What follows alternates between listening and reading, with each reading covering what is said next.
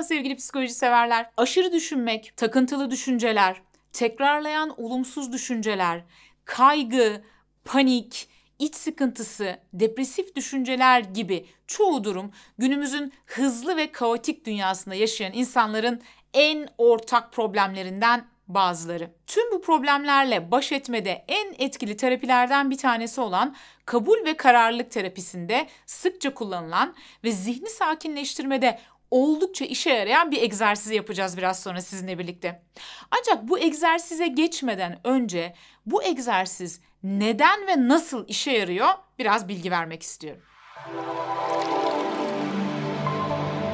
Sevgili dostlar, aslında çoğu zaman bizim yaşadığımız sıkıntının temelini üzüldüğümüzde, panik olduğumuzda, anksiyete ya da kaygı durumu yaşadığımızda ya da takıntılı düşünme sırasında vücudumuzun ve zihnimizin gösterdiği bir takım doğal tepkileri korkunç, felaket, acaba deliriyor muyum yoksa hasta mıyım ben, ya hep böyle olursa aman tanrım bu da neyin nesi gibi çok böyle korkunç olarak yorumlamamızdan kaynaklanıyor. Yani aslında sıkıntı o doğal tepkiler değil de bizim o doğal tepkilere verdiğimiz anormal tepkiler. Bu tepkileri yani bir anksiyete durumunda mesela kalbimizin çok hızlı çarpmasını, titrememizi ya da kaslarımızın gerilmesini, soğuk soğuk terlememizi o kadar korkunç ve felaket olarak yorumluyoruz ki zihnimizde, ki bunlar aslında son derece doğal tepkiler. O kadar korkunç olarak yorumluyoruz ki bunun sonucunda bu durumun, yani bu deneyimin kendisi bile başlı başına travmatik olabiliyor bizim için. Çünkü kendimizi çok çaresiz ve felaket bir durumda hissediyoruz. Yani diyoruz ki ya acaba ne oluyor? Ya kontrolü kaybedersem, ya delirirsem, ya beni hastaneye yatırırlarsa, ya işimden olursa, ya daha felaket bir şeye dönüşürse, neden böyle düşünüyorum, neden kafamın içi böyle? Bu gibi tepkiler verdiğimizde yaşadığımız zihinsel ve bedensel durumlara, bu durumda işte o travmatik yorumlamalar bizi çok fazla etkiliyor ve bundan sonrasında ya tekrar aynı şeyi yaşarsam, çok korkunç bir şey yaşadım, ya bundan sonra da aynısı başıma gelirse diye bir kısır döngünün içerisinde buluyoruz kendimizi ve o düşüncelerden, o duyumlardan, o duygulardan ölesiye kaçmaya başlıyoruz. Ve bu kısır döngünün içerisinde sadece kaçmıyoruz, aynı zamanda onları karşılaştığımız zaman bastırmaya da çalışabiliyoruz.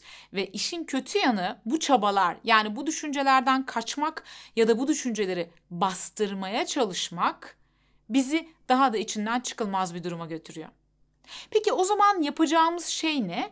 O zaman yapabileceğimiz şey aslında bu düşüncelerle, bu duyumlarla, bu duygularla yüzleşmek ve onları yorumlamadan, sanki bir başkasının zihninden geçiyormuş gibi, sanki bir başkasının zihnini gözlemliyormuş gibi sakin bir biçimde gözlemlemeye çalışmak. Yani kendi bedenimi ve kendi zihnimi gözlemleme yeteneğini kazanmak, bu işte başarılı olmanın yollarından en önemlisi. İşte biraz sonra yapacağımız egzersiz, bir dahaki sefere sizi zorlayan duygular, düşünceler ya da duyumlar geldiğinde onlarla aranıza bir mesafe koymanıza ve dolayısıyla onların sizi ele geçirmesine engel olacak. Böylelikle bir dahaki sefere bu duygular ya da düşünceler geldiğinde onları bastırmak, onları görmezden gelmeye çalışmak, onlarla savaşmak ya da onlarla didişmek yerine ya da onlardan kaçmak yerine onları sakince dışarıdan gözlemleyebileceksiniz ve gelmelerine ve gitmelerine tanık olacaksınız. Tabii bunu yaptıkça ve yaptıkça, yani bu egzersizi yaptıkça her seferinde biraz daha ustalaşmaya başladığınızı göreceksiniz. O yüzden ilk seferinde eğer ya ben yapamıyorum, olmuyor diyorsanız lütfen pes etmeyin. Bu çok normal ve çok doğal. Denemeye devam edin. Denemeye devam edin. Yaptıkça ve deneyimledikçe, aslında ben ne kadar anlatırsam anlatayım bunu yaşadıkça göreceksiniz. Deneyimledikçe ne kadar işe yaradığını ve bir dahaki sefere zihninizi sakinleştirmede ne kadar daha fazla başarılı olduğunuzu göreceksiniz. Hazırsanız lütfen rahat bir yere geçin. Gözlerinizi kapatın. Şöyle yavaş ve derin nefesler alarak kendinizi sakinleştirmeye ve gevşetmeye çalışın. Ardından telkinlere kulak verin. Gözlerin kapalı, her zamanki ritminde nefes alıp ver. Nefesini alıp verirken bedenindeki duyumlara odaklan. Nefesi aldığında burnundan geçerken bıraktığı his, sıcaklık ya da soğukluk, göğsünün ya da karnının şişip inmesi, nefesini verirken burnundaki his gibi bedensel duyumlara odaklan. Dikkatini koltukla temas eden vücut bölgelerindeki duyumlara ver. Vücudunun koltuğa yaptığı basıncı, giysilerinin cildinle temasındaki duyumlarını fark et.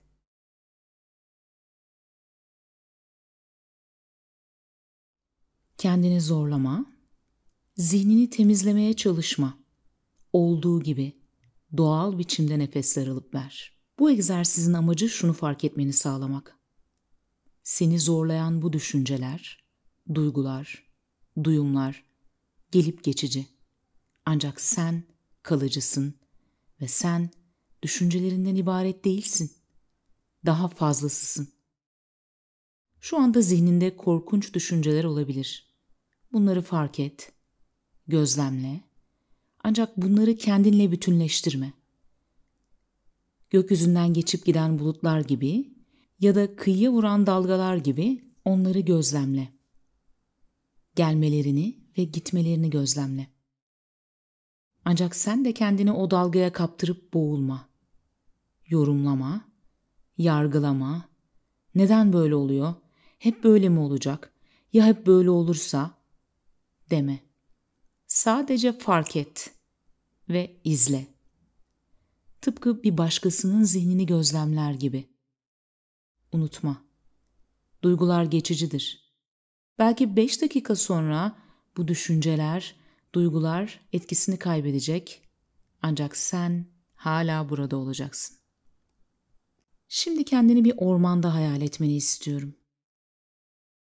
Yemyeşil bir ormanın içindesin ve hemen yanında yavaşça akan bir dere var. Ormanı ve dereyi tüm detaylarıyla gözünde canlandır. Derenin suyunun yüzeyinde ağaçlardan düşmüş yapraklar var ve suyun yüzeyinde süzülüp gidiyorlar. Derenin suyuyla beraber yavaşça akıyorlar. Derenin yanına otur ve bu manzarayı seyret. Ormanın kokusunu içine çek, suyun şırıltısını duy ve ferahlığını hisset.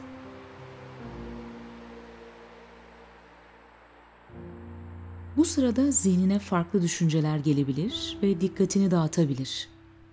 Kendini birden egzersizden kopmuşken bulabilirsin. Sorun değil.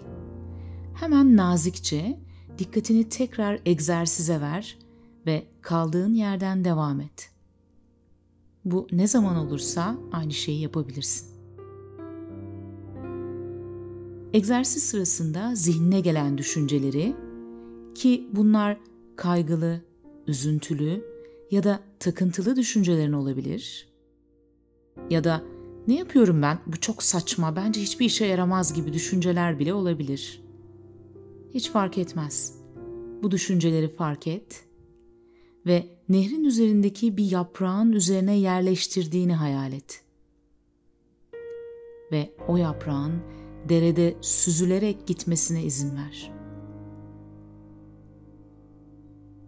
Düşüncelerini ittirme, onları bastırmaya çalışma, onlara inanıp onlara kapılıp gitme. Kendine kahretsin, yine başaramadım gibi şeyler söyleyerek yargılama.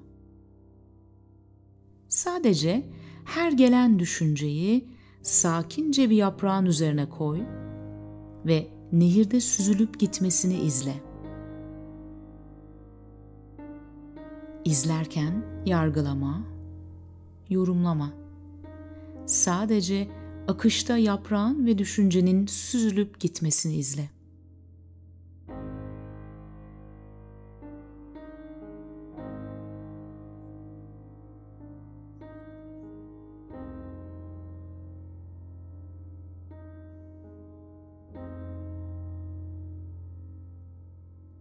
Düşünce eğer görüntü şeklinde geliyorsa görüntü, yazı şeklinde geliyorsa yazı olarak o düşünceyi yaprağın üzerine yerleştirebilirsin.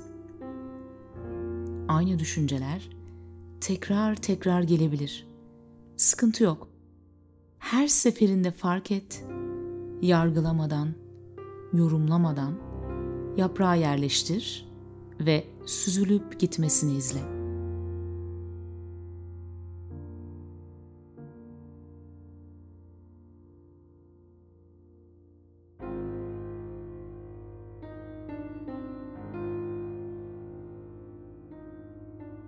Düşünceler arasındaki boşluklarda sadece nehrin akışını izlediğini hayal et. Öylece dur ve izle. Er ya da geç, düşüncelerin yeniden başlayacaktır. Ortaya çıkan her düşünceyi nazikçe bir yaprağa yerleştir ve akıntıyla geçip gitmesine izin ver.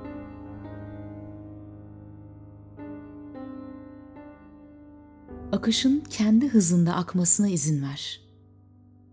Hızlandırmaya ve düşüncelerini aceleye getirmeye çalışma. Yaprağın üzerine yerleştirme ve yaprağın akışını izlemeyi sakince yap. Düşüncelerinden kurtulmaya çalışmıyorsun. Onların kendi hızlarında gelip gitmelerine izin veriyorsun.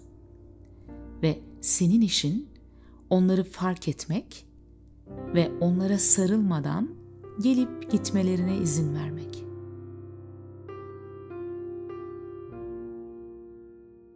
Zor veya acı verici bir duygu ortaya çıkarsa, örneğin iç sıkıntısı, kaygı veya hayal kırıklığı ya da her neyse, fark et, yaprakların üzerine yerleştir ve yaprakların üzerinde yüzmesine, yavaşça süzülüp gitmesine izin ver.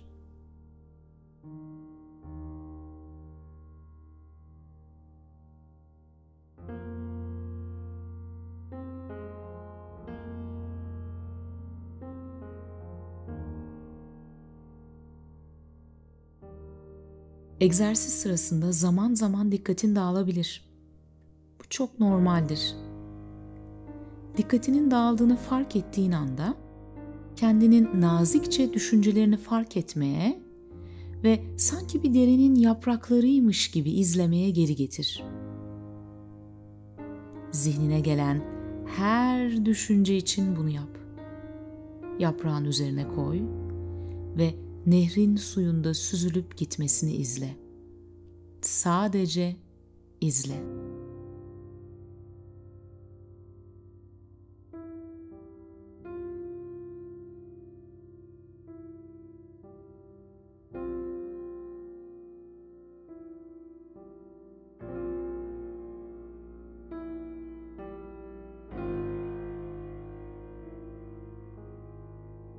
Hazır olduğunda nehrin yanından kalk ve derin bir nefes alıp gözlerini aç.